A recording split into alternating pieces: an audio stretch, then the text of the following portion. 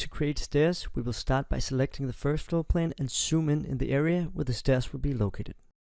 Now let's open the Stairs tool. We are now presented with three options that will let us sketch the stairs: run lines, boundary lines, and riser lines. We will start by sketching a run line.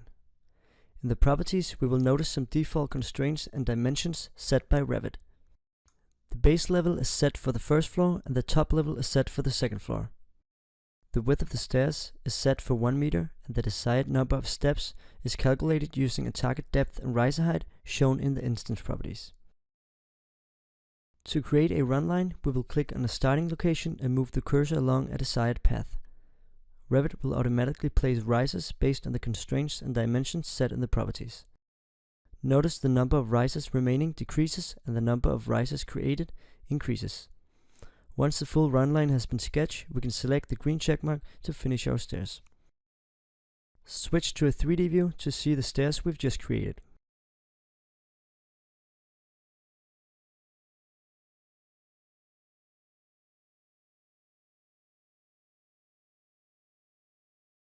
If the stair is not in the proper location, it is easy to change the orientation and location. Go to the first floor plan and select the stairs. By clicking the small blue arrow by the end of the stairs, the direction of the stairs reverse and it is noted by the long arrow named up. We can see this change more clearly in the 3D view. In order to move the stairs into the proper location, let's return to the first floor plan view. We will start by returning the stair to the original location.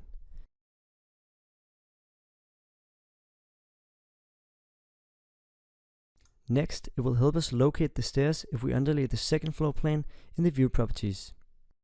The second floor is now faintly visible in the first floor view. To reposition the stair, select it and use the Move tool. Click on a point on the stairs to use as a reference and select a new location for the reference point. As seen in the 3D view, the stairs are now going in a proper direction in the proper place.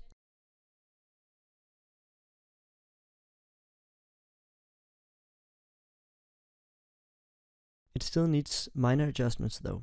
This is easily fixed by editing the instance parameters and adjusting the top offset.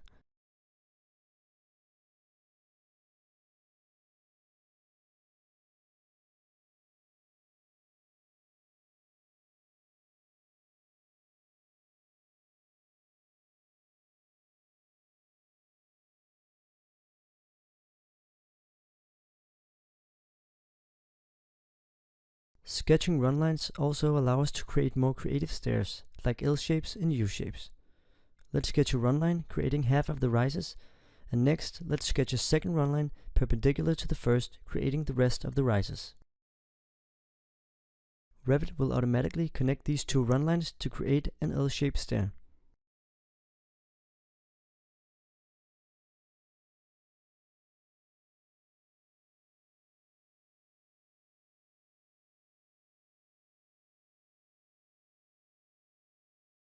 Although it is not a straight stair, we can still change its direction by selecting the blue arrows.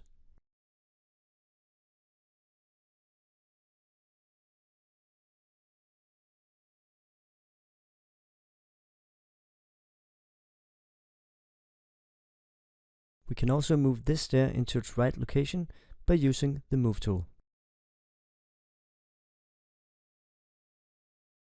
Once again, we can see the finished stair in the 3D view. Using run lines, we can also create U-shaped stairs.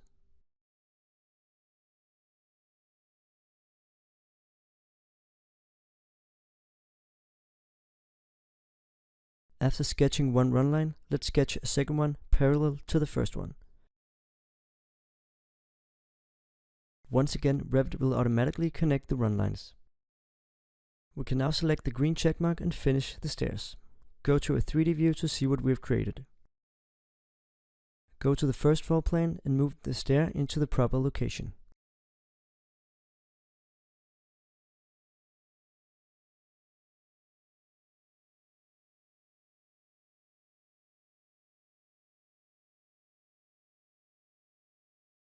Ramps can be created in much the same way as stairs.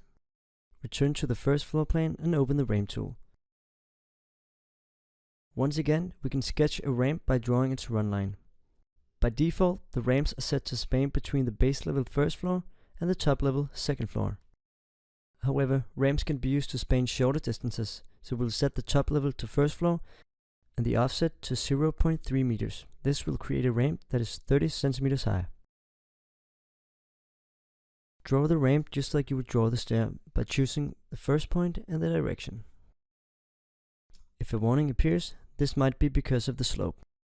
This can be changed in the type properties of the ramp. Go to a 3D view to see the finished ramp.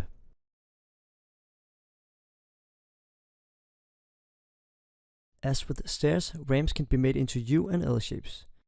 Open the ramp tool and set the desired properties. Let's now sketch the first run line. Next, we will sketch our second run line, perpendicular to the first one. Revit will automatically connect the two runs. Finish the ramp. Again, if you get a warning like I just did, look into the type properties and see if you can change the slope. As with stairs, the railings of the ramps are different elements from the ramps itself and can be deleted if they are not necessary.